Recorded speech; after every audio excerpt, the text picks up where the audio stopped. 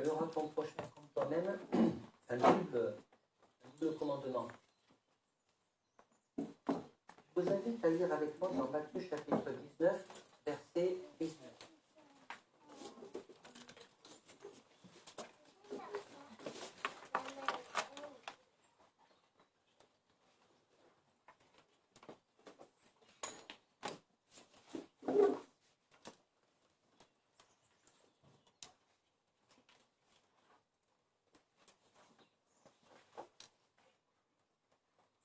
Jésus a dit ça dans le contexte de sa rencontre avec le jeune homme riche.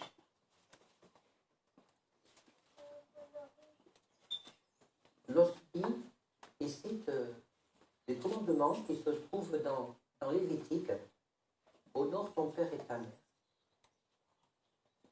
Et tu aimeras ton prochain comme toi-même. Tu aimeras ton prochain comme toi-même.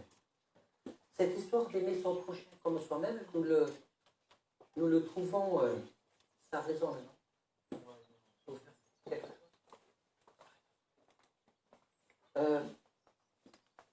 Le fait d'aimer son prochain comme soi-même, nous le trouvons dans Marc, on aura l'occasion de le lire tout à l'heure, d'abord dans Matthieu chapitre 22, 39, Marc 12, 31, Luc 10, 27, Jacques 2, 8, Galates 5, 14, Romains 13, 19, et ces enseignements, soit nous donne Jésus à travers des rencontres ou des histoires, soit les apôtres à travers des enseignements, on voit que c'est quelque chose qui est très important dans l'Ancien Testament et dans le Nouveau Testament, parce que nous avons une référence importante dans l'Ancien Testament.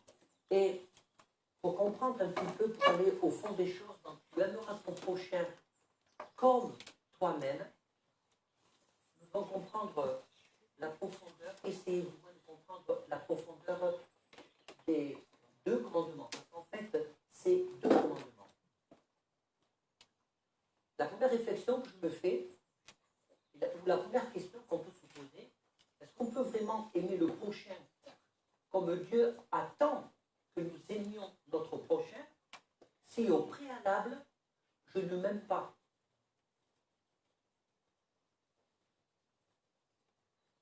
Quand nous étudions la parole de Dieu, nous constatons qu'il y a toujours un ordre des choses.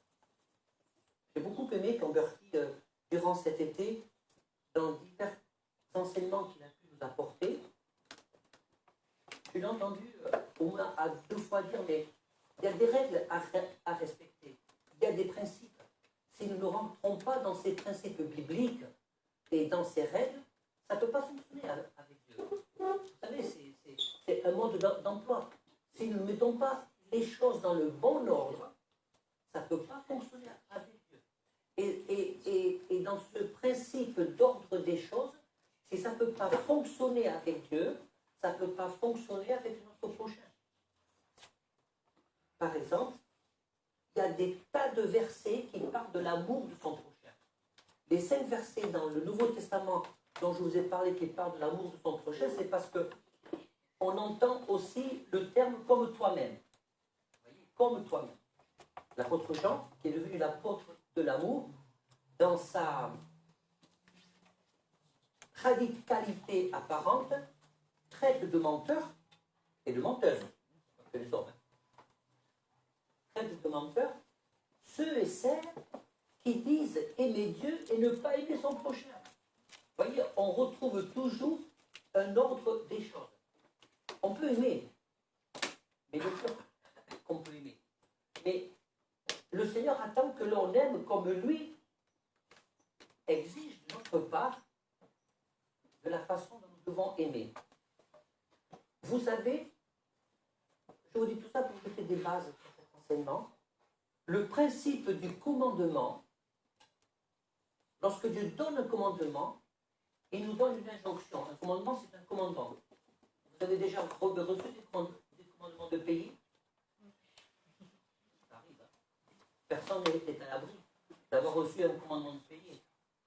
Soit par l'oubli, par négligence, sais pas si quelqu'un a la phobie administrative, comme un certain ministre, soit parce qu'il y a les difficultés qui sont là, voilà, mais suit le commandement de payer une sanction.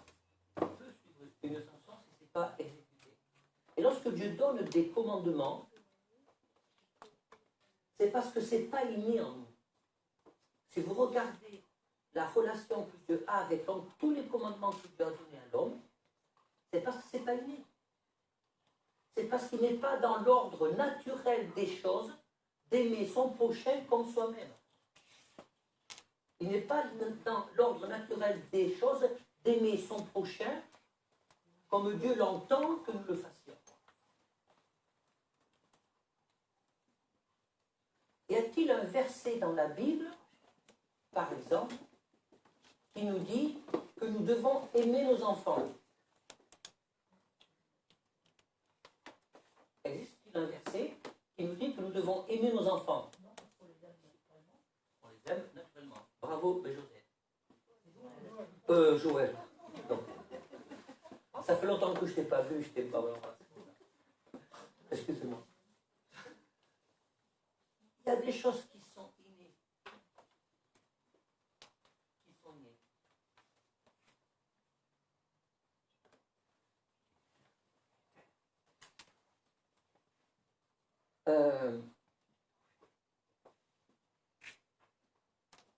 Aimer son prochain comme soi-même, il y a quelque chose dont nous devons saisir aussi. Je vais vous inviter à lire avec moi dans Lévitique, chapitre 19, verset 18. On va voyager dans l'Ancien Testament. Lévitique. En fait, ce que je vous ai lu dans le Nouveau Testament, c'est des phrases que j'ai su reprendre de la loi de Moïse. Lévitique, chapitre 19, verset 18.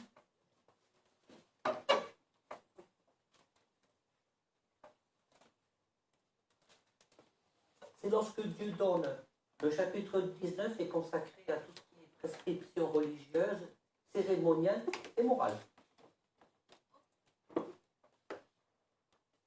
Donc il est dit ceci. Je vais lire à partir du verset 16 un petit peu pour ne pas contextualiser. Tu ne répandras point de calomnie parmi ton peuple. Tu ne t'élèveras point contre le sang de ton prochain. Je suis l'Éternel. Alors, je fais une pause là, pour que vous gardiez bien dans votre pensée le « je suis l'Éternel », parce que ça, c'est un indicateur fondamental.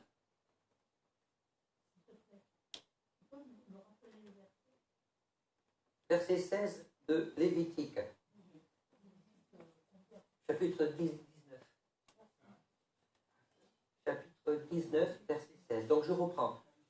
Tu ne répandras point de calomnie parmi ton peuple, tu ne t'élèveras point contre le sang de ton prochain, je suis l'Éternel. Tu n'haïras point ton frère dans ton cœur. Tu auras soin de reprendre ton prochain, mais tu ne te chargeras point d'un péché à cause de lui. Tu ne te vengeras point, et tu ne regarderas point de rancune contre les enfants de ton peuple. Il y a tout un programme là. Parce que si on dit à quelqu'un de ne pas se venger, généralement on s'adresse à une victime, à quelqu'un qui a été victime d'une agression, d'une arnaque, d'une escroquerie, de tout ce qui peut empoisonner en fait la vie quotidienne. Voilà ce que Dieu dit. Et ces éléments-là, si on les reprend dans le détail, nous les retrouvons tous, sans exception, dans le Nouveau Testament, sous le temps de la grâce. Tu aimeras ton prochain comme toi-même, je suis l'Éternel. Tu aimeras le prochain comme toi-même, je suis l'Éternel. Alors, vous savez que l'Ancien Testament a été écrit en grec. Tu aimeras ton prochain comme toi-même, je suis l'Éternel. Le je suis l'Éternel est important. Parce que là, l'Éternel, quand il a parlé au peuple d'Israël, déjà là, il s'impose, il se propose, mais en même temps il s'impose comme condition essentielle à la réussite le fait d'aimer son prochain comme soi-même. Il s'impose comme médiateur. Sans l'entremise de Dieu, cette notion d'aimer son prochain comme soi-même devient tout à coup totalement impossible et inconcevable. Et quand Dieu dit « Tu aimeras ton prochain comme toi-même, je suis l'Éternel », c'est une façon aussi d'appuyer son commandement. Je suis l'Éternel. C'est moi qui te le demande personnellement. Et si je te le demande personnellement, c'est parce que je me propose d'être le lien entre toi et ton frère. À juste titre, souvent, quand nous parlons de comment grandir dans la foi, de comment grandir dans l'amour de Dieu, dans l'amour des uns pour les autres, nous savons que nous devons entretenir une relation avec Dieu. Oui ou non? Et que pour que nous puissions grandir, nous devons apprendre à placer Dieu au centre de nos vies. À placer Dieu au centre de nos vies.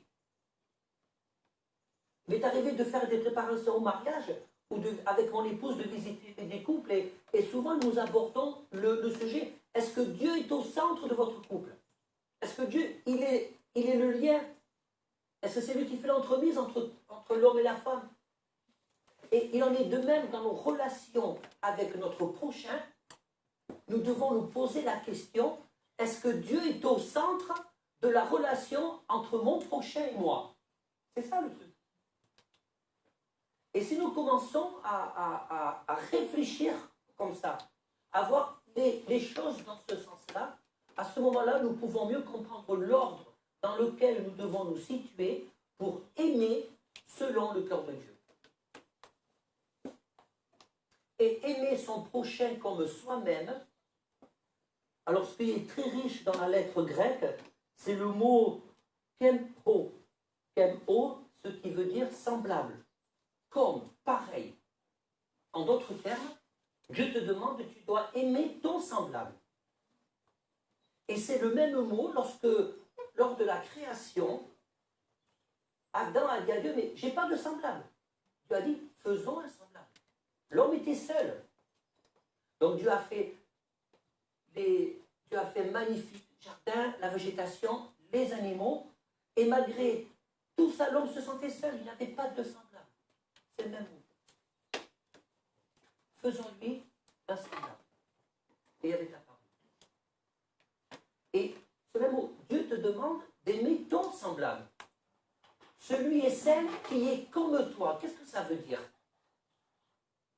Ça veut dire Dieu te demande d'aimer un être, pas qui est ta copie conforme, pas qui est ton clone, mais qui est semblable à toi, avec toutes les problématiques qui sont là présentes, qui peuvent être présentes dans une vie. Dieu te demande d'aimer ton semblable parce qu'il est un pécheur comme toi.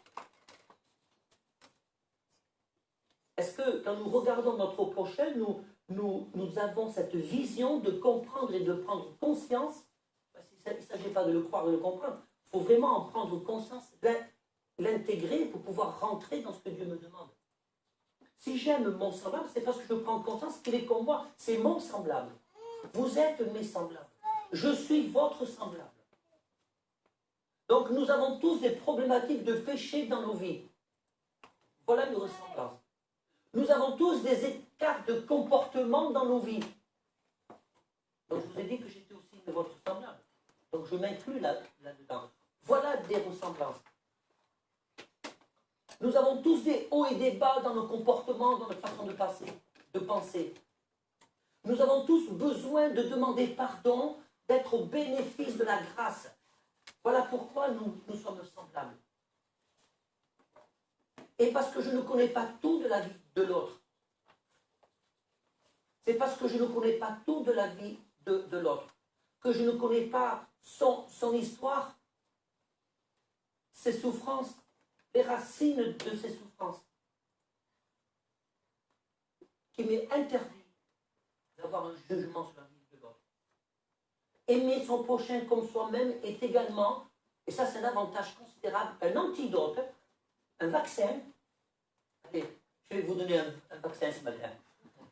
Un vaccin spirituel, puissant, mais je l'espère, dans le nom de Jésus, est un vaccin pour nous empêcher de juger. Parce que il y a quelque chose que Dieu ne supporte pas, c'est le jugement. Vous savez pourquoi? Parce que quand tu juges quelqu'un, tu n'es pas dans la position d'aimer ton prochain comme toi-même, parce que quand tu juges quelqu'un, ce qui se passe dans le monde spirituel, c'est que tu empiètes sur le domaine réservé de Dieu. Et nous ne sommes pas autorisés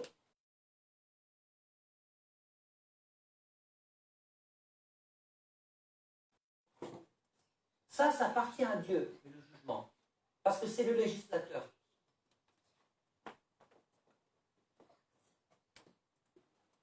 Je vais poser une question ce matin. Vous est-il arrivé de rentrer dans un tribunal, de pousser le juge, de vous mettre à sa place et de faire son boulot? Ça vous est arrivé?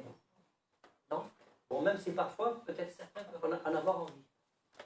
Mais non, on n'a pas le droit, c'est pas notre boulot. C'est pas dans notre domaine. C'est le législateur qui fait les lois et qui juge. Et Dieu a bien employé, mais ce terme, un seul, et juge et législateur, c'est Dieu. Et dans l'Ancien Testament, lorsqu'il parlait de semblable, dans les versets, c'est le même mot qu'on retrouve. Hein. C'est exactement le même mot qu'on retrouve. Donc, il y a ce lien, je suis éternel. C'est-à-dire que Dieu ne nous laisse pas nous débrouiller comme on peut. Dieu ne nous dit pas, obéis et tais-toi. Dieu nous dit par ailleurs dans sa parole que nous sommes comme la prunelle, nous sommes la prunelle de ses yeux. Il y a une quantité phénoménale de versets qui nous font comprendre que nous sommes précieux aux yeux de Dieu, que tu as de la valeur aux yeux de Dieu. Mais si tu considères que tu n'as pas de la valeur aux yeux de Dieu, tu ne peux pas, à ce moment-là, aimer ton prochain comme toi-même. Parce que le regard que tu as sur toi n'est pas le regard que Dieu a sur toi.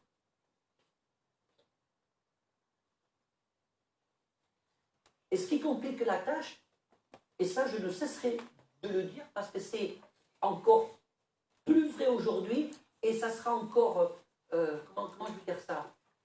Ça sera encore plus vrai demain et après-demain, et encore plus fort, c'est que nous sommes dans une société où nous voulons tout mériter, tout. C'est normal dans le cadre professionnel, dans le cadre des études, mais dans la relation humaine, nous voulons tout mériter. Nous avons du mal à faire les choses d'une façon inconditionnelle. Alors peut-être que quelqu'un doit se dire dans sa tête, là ce matin, oui mais et les altruistes? Je peux en parler des altruistes.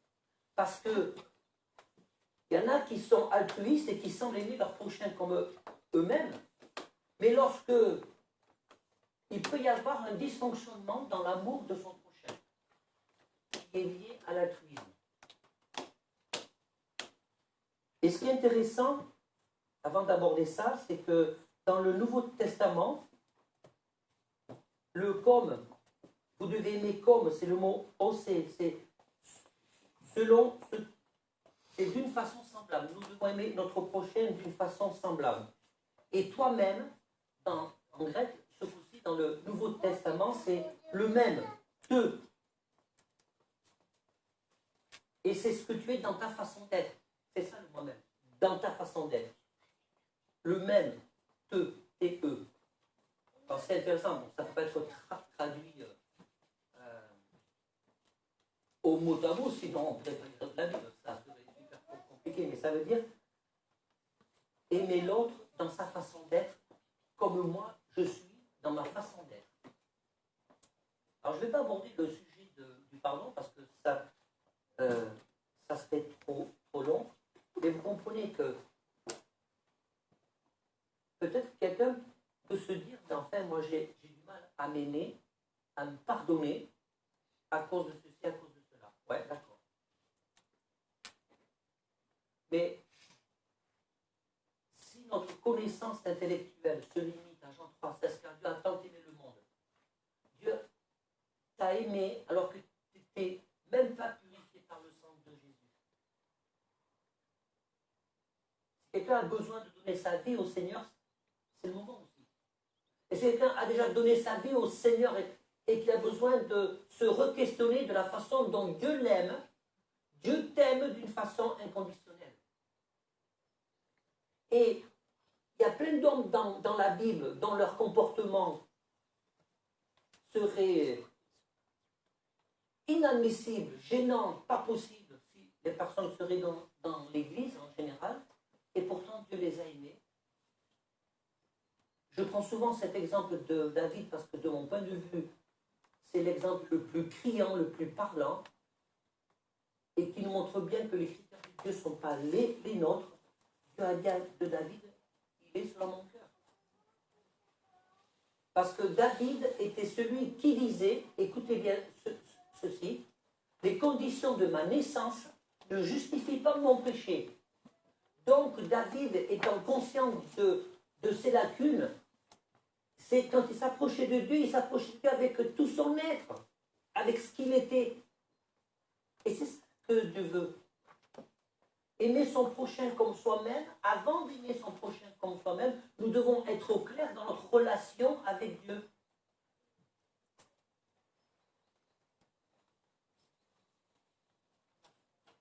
Aimer l'autre dans sa façon d'être. Donc, aimer, c'est comprendre aussi. Ce n'est pas parce que je comprends une situation, un propos, un comportement, que je suis d'accord. On peut comprendre des actions sans être d'accord. Nous vivons dans une société où la violence franchit des crans supplémentaires jour après jour, semaine après semaine, mois après mois. Alors quand nous regardons des débats télévisés, j'ai remarqué, sans rentrer dans le détail globalement, qu'il y a deux styles de pensée. Il y a ceux qui cherchent des excuses. Et donc, en cherchant des excuses, on ne met pas de mots sur les mots, on ne met pas de mots MAUX sur les mots MOTS, et de ce fait, oui, pardon, je reprends, c'est vrai. Merci, Joseph. Fais gaffe, j'ai failli taper les jouets. On ne met pas de mots MOTS sur les mots MAUX quand on cherche des excuses. Chercher des excuses n'est pas comprendre. Parce que quand on cherche des excuses, on ne se met pas dans une situation de résolution du problème. Ça nous empêche de faire le bon diagnostic. Dieu n'a jamais cherché des excuses à l'humanité. C'est pas parce que Dieu n'est pas là pour excuser l'humanité, il est là pour nous aimer, nous pardonner. C'est pas pareil. Et lorsque le pardon, l'amour de Dieu n'empêche pas Dieu de nous dire ce qui ne va pas.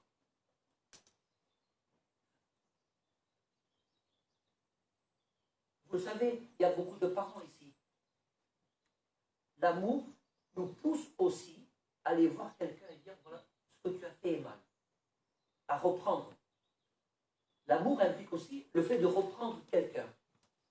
Tu aimeras ton prochain comme toi-même. Ça vous est arrivé de vous reprendre vous-même? Il faut que je me ressaisisse. Il faut que je me reprenne. La pensée que j'ai eue, elle ne peut pas plaire au Seigneur.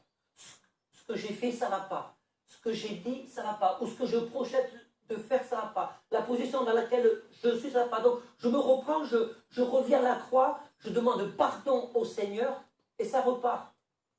C'est simple, hein? C'est tellement difficile. À cause de notre humanité. On n'est pas formaté pour ça. C'est pour ça que Jésus nous demande de toujours revenir à lui, de revenir au pied de la croix. Donc si, quand je suis au clair avec moi, dans l'idéal, si je me reprends parce que je m'aime, et parce que je m'aime, je sais que Dieu m'aime, on peut pécher contre soi-même. Et la conséquence directe, c'est que je pêche contre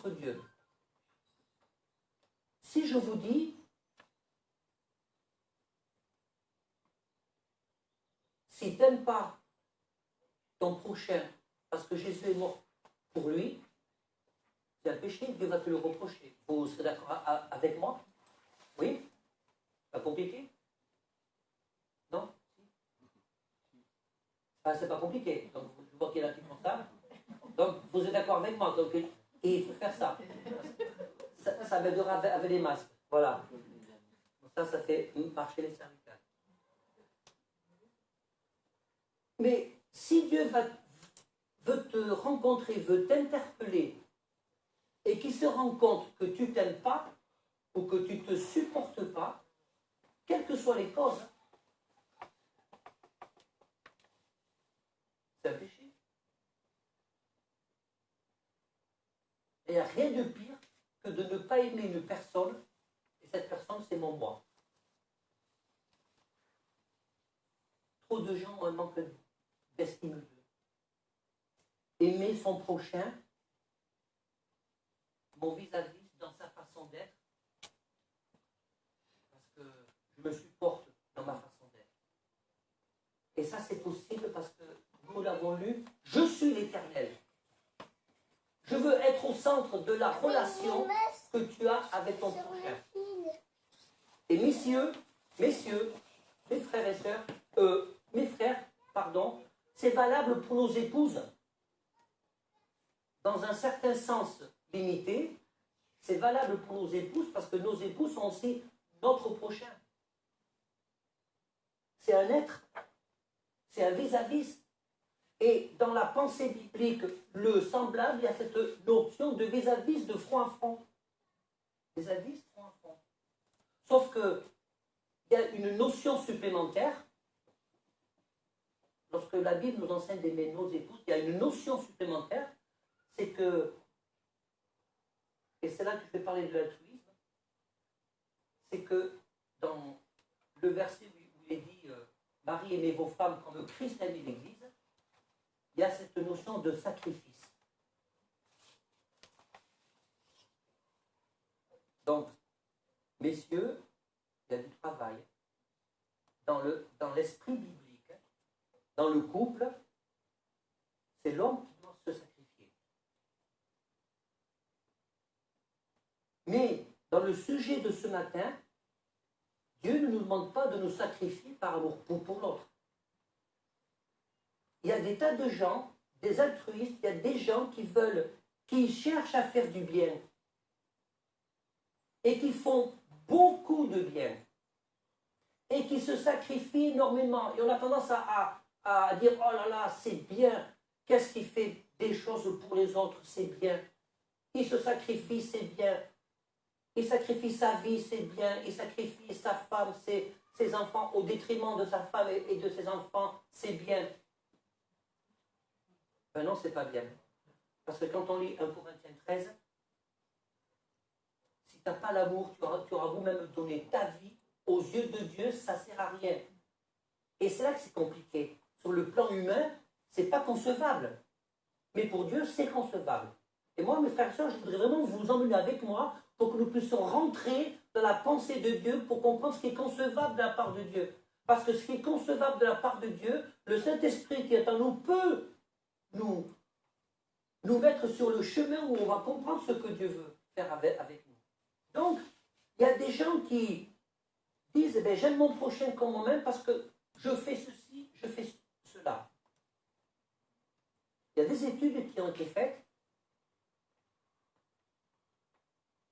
Le fond de l'altruisme, ce n'est pas toujours mais le cas, c'est qu'en fait, ça compense une difficulté, un problème personnel non réglé. Vous entendez bien ce que je dis? L'altruisme, selon le monde, est souvent la conséquence d'un problème personnel dans la vie de quelqu'un non réglé ou qui ne veut pas être réglé ou qui ne peut pas être réglé dans l'instant T. Donc, pour compenser ce manque intérieur, cette frustration, je vais faire du bien à l'autre. Je vais faire du bien à mon vis-à-vis, à mon semblable. Parce que ça compense le manque, le vide provoqué par la non-résolution d'un problème. Et dans le domaine Et dans le monde chrétien, judéo-chrétien, nous retrouvons exactement les mêmes comportements, les mêmes phénomènes. Pour cacher un péché, ou pour cacher une double vie, ou pour cacher aussi une souffrance. Parfois, les comportements répréhensibles ont pour origine une souffrance.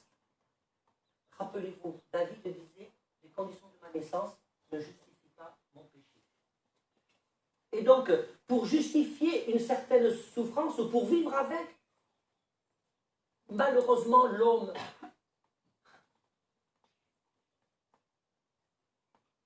a cette capacité, dans le sens générique du terme, à s'habituer à la souffrance. Et parfois, on peut en faire un prétexte pour blesser les autres. Et on peut faire un prétexte de notre souffrance pour aider l'autre. Or, nous voyons dans la pensée biblique, nous ne pouvons pas donner ce que nous avons reçu, ce que nous n'avons pas reçu, pardon. Nous ne pouvons pas donner ce que nous n'avons pas reçu. Et quand nous commençons à marcher avec Dieu, Dieu ne désire pas de marcher avec nous d'une façon superficielle. Il désire faire les choses avec nous en profondeur. Il ne désire pas nous transformer pour qu'on puisse bien paraître, mais il veut transformer notre être en profondeur. Et vous comprenez que quand on commence à avoir cette compréhension, cette règle, de remettre les choses à leur bonne place, on comprend mieux un Corinthiens 13 qui peut paraître dur. Si tu n'as pas l'amour de Dieu, tout ce que tu fais, ben, aux yeux de Dieu, ça ne sert à rien. Et c'est en tant que chrétien, nous ne nous soucions pas, de ce que Dieu pense, ou de ce que Dieu attend de nous. Tout ce que nous faisons, ça ne sert à rien. C'est ballot, hein? Et donc, en fait, nous pouvons aimer notre prochain pour satisfaire notre ego. Pour paraître. Parce que peut-être tu as passé ton enfance, on t'a toujours dit, tu ne vaux rien, tu ne sais rien, et tu t'es dit, mais moi je ferai quelque chose de ma vie. Je vais me consacrer aux autres. Non mais est-ce que Dieu est dans tout ça? Est-ce que Dieu est au centre de la relation que tu peux avoir avec l'autre? C'est ça la vraie question. Je suis l'Éternel. Tu aimeras ton prochain comme toi-même. Je suis l'Éternel. Je suis celui qui peut tout. Et s'il dit tu aimeras ton prochain comme toi-même, je suis l'Éternel, c'est que je suis le Tout-Puissant pour te donner tous les outils pour que tu puisses réussir avec succès le commandement que je t'ordonne. Sont là les outils. Et vous savez que quand on prend un outil, on n'est pas dans la série Ma sorcière bien-aimée. Hein. D'accord? C'est pas cling, cling, cling, cling, mais c'est quand on prend un outil, il y a le temps d'aller le prendre. Quand je vois ma femme jardiner, je suis content qu'elle fasse ce bel jardin. Des fois, je vais l'aider vraiment pour lui faire plaisir. Faire le jardin, c'est pas trop bon truc. Ça fait partie d'un sacrifice.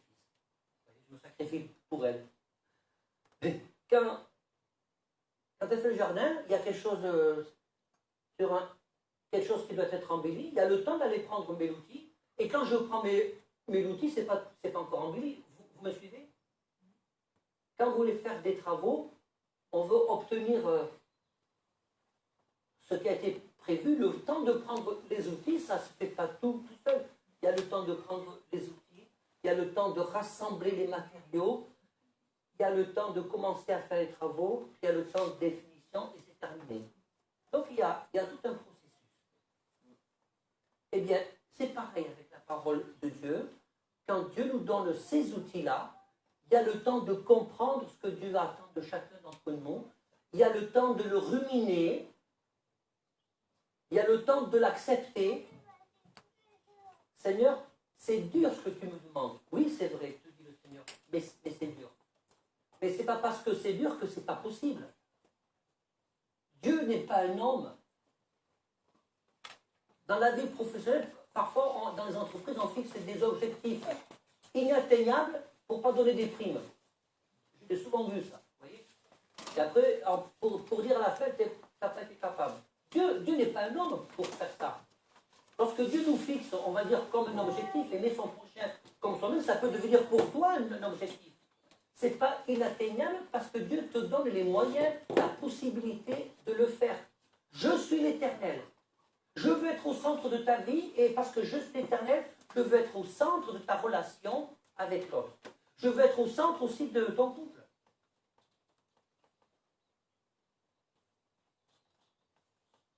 Et donc, Dieu ne nous demande pas de nous sacrifier pour pouvoir aider l'autre. Nous devons trouver, il y a là un point d'équilibre très, très intéressant. Parce que le seul qui s'est sacrifié pour nous, par amour, qui a tout donné pour que nous puissions avoir accès à la grâce, c'est Jésus. Dieu sait que nous sommes des hommes. Dieu veut que nous restions à la place des hommes. Lorsqu'une femme ou un homme, je parle des deux côtés parce que ça peut arriver, néglige sa vie de famille et ses enfants pour autrui, on n'est plus dans le aimer son prochain comme soi-même. Parce qu'on rentre dans un processus, on n'est pas heureux, on ne va pas rendre ses proches heureux. Et pareil pour l'homme. La seule notion de sacrifice que l'on voit dans l'amour entre deux êtres, c'est ce que j'ai dit tout à l'heure, c'est de l'homme, du conjoint vis-à-vis de sa femme. De l'homme vis-à-vis de sa femme. Il n'y a pas cette notion de sacrifice qui doit rentrer en ligne de compte dans le aimer son prochain comme soi-même. Et si j'aime mon prochain comme moi-même, je dois être en mesure, à des moments donnés, si c'est nécessaire, si c'est avéré, de reprendre. Ce que tu as dit, c'est pas bien. Ce que tu as fait, c'est une faute. Et c'est pour ça aussi, dans ce cadre-là, que nous voyons des enseignements de l'apôtre Paul, lorsque, notamment à Timothée, dans beaucoup d'enseignements mais des apôtres, nous devons reprendre avec sévérité, violence et agression et autoritarisme. C'est ça que disent les apôtres. Ah. J'espère que vous n'en mettez pas parce que personne n'a envie de sa chaise. Nous devons reprendre avec douceur. Avec douceur. Nous devons reprendre avec douceur mais fermeté. Une fois, il y a quelque temps de ça, il y a une personne qui écoutait mes messages et qui me trouvait trop rond, trop consensuel, pas assez ferme, pas assez direct, pas assez tranchant. Je dis, j'aimerais bien, Paul, que tu sois plus tranchant dans tes messages. Ben, je lui dis non. Il y a des moments, peut-être, on peut être un peu pessimiste, mais j'ai dit non. C'est parce que le Seigneur nous demande. Pourquoi? Parce que j'estime que le seul qui est légitime d'être tranchant, c'est Jésus. C'est Dieu. Dieu peut s'autoriser dans ta vie à être tranchant parce qu'il a les moyens de te relever. Et les paroles de cette... Vous savez, il faut faire attention aux paroles que nous prononçons parce qu'elles nous reviennent toujours quand même au moment. Tôt ou tard. Et en discutant avec cette personne, j'ai appris que quelques jours après, quelqu'un avait été tranchant sur elle. Et ça l'a blessée et elle s'est mise à pleurer. Et il faut savoir. Hein? C'est toujours facile de demander, soit tranchant, mais pas pour moi, pour les autres. En ça, je ne vois pas, on ne peut pas dire, je suis éternel au milieu de vous. Quand on dit ça, on exclut l'entremise de l'éternel dans la relation. On peut dire les choses avec fermeté, et c'est ça l'autorité. L'amour implique l'autorité. Et l'autorité, ça n'est pas d'être tranchant, d'être intransigeant, d'être dur.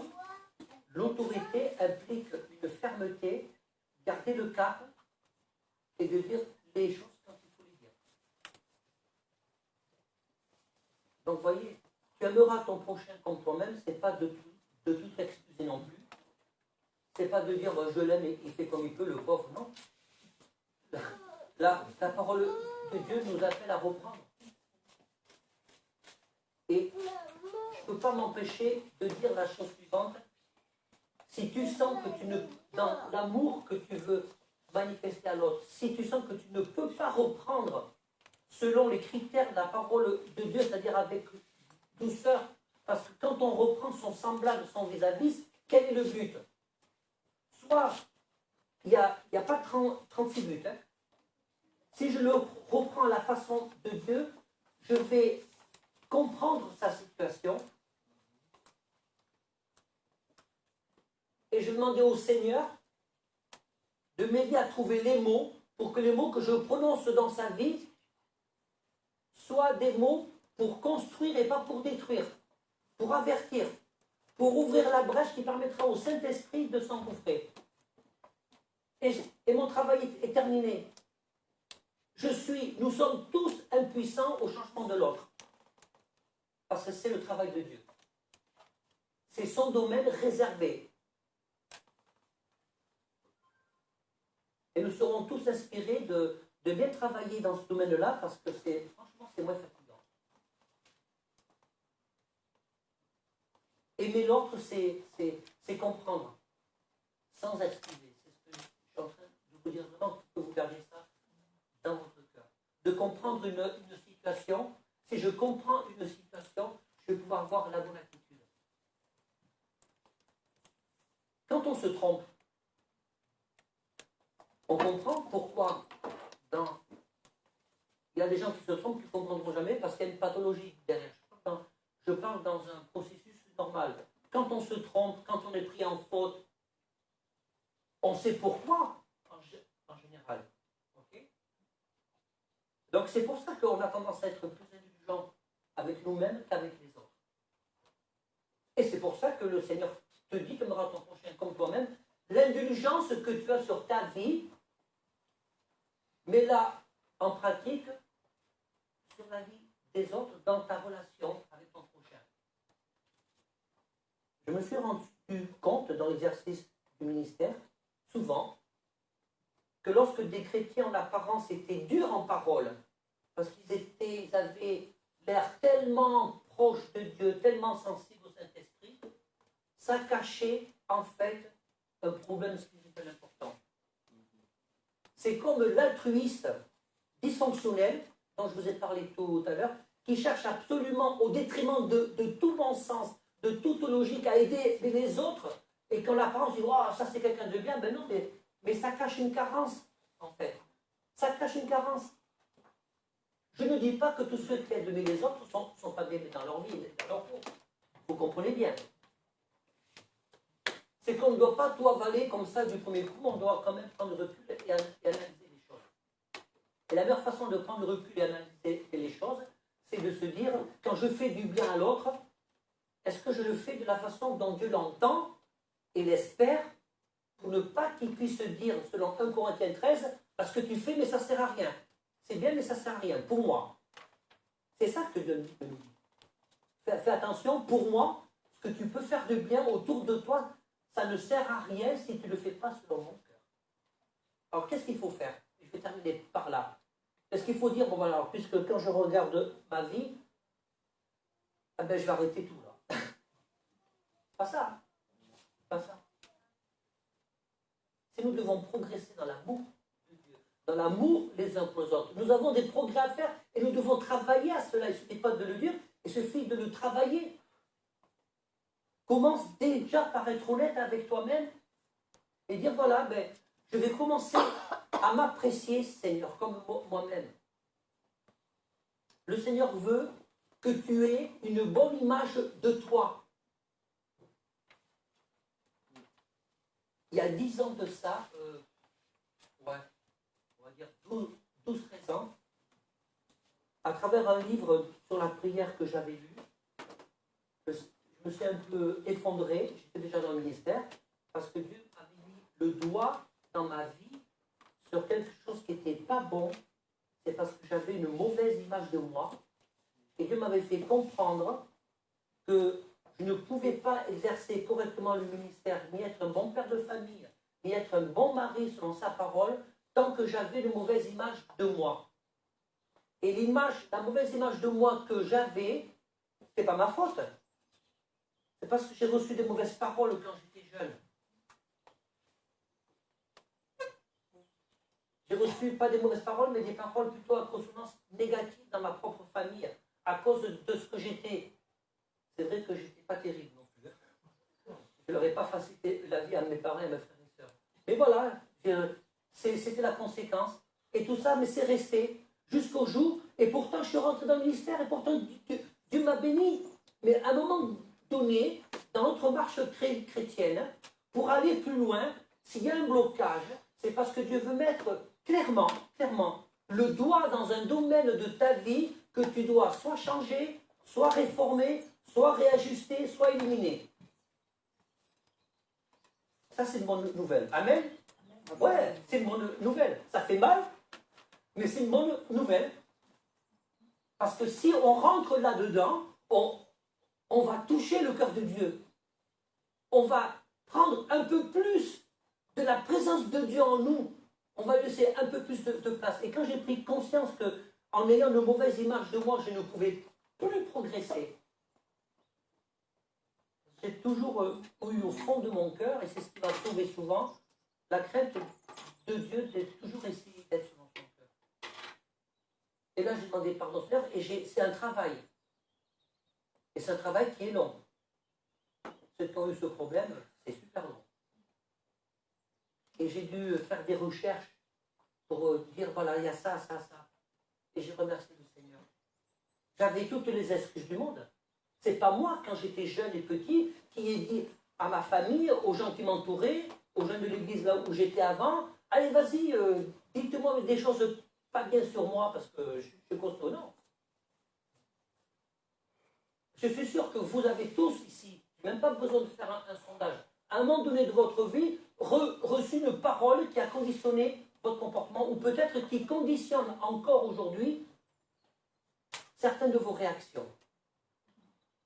Et donc la conséquence directe, c'est que tu ne peux pas aimer ton prochain, selon Dieu, parce que si tu dois l'aimer comme toi-même, il faut que tu règles dans ta vie, toi-même, ce que Dieu veut régler.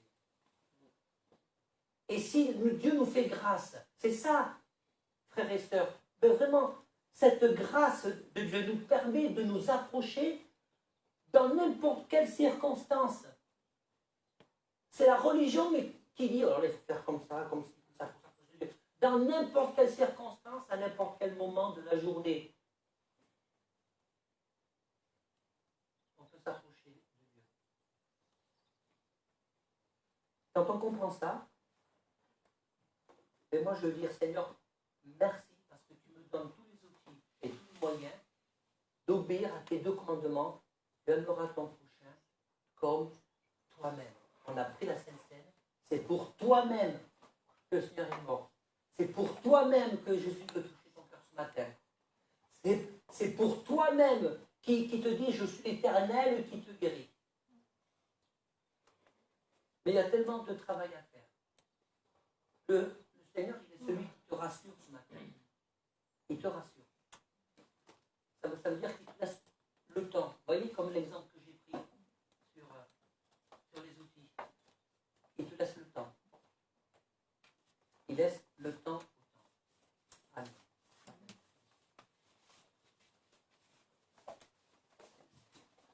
Bon. Oh Seigneur.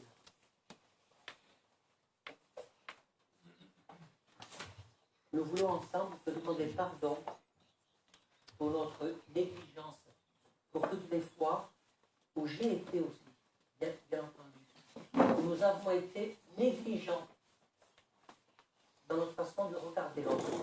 Nous avons été négligents dans notre façon de nous regarder à nous-mêmes. Où nous avons, par paresse, par facilité,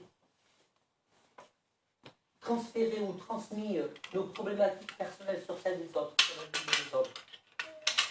Ce que nous désirons, Seigneur. Ensemble, nous voulons relever ce défi. Nous acceptons, Seigneur, ce matin, d'emprunter ce chemin dont tu parles si souvent, étroit et sinueux, parce que c'est le seul chemin que tu nous proposes. Parce que je sais que c'est dans ce chemin-là que je vais te trouver. C'est pas sur l'autoroute, c'est pas sur le boulevard. C'est sur le chemin étroit et sinueux. C'est là que je vais te trouver. Et je veux emprunter le chemin là où tu es, Seigneur. Amen. Amen.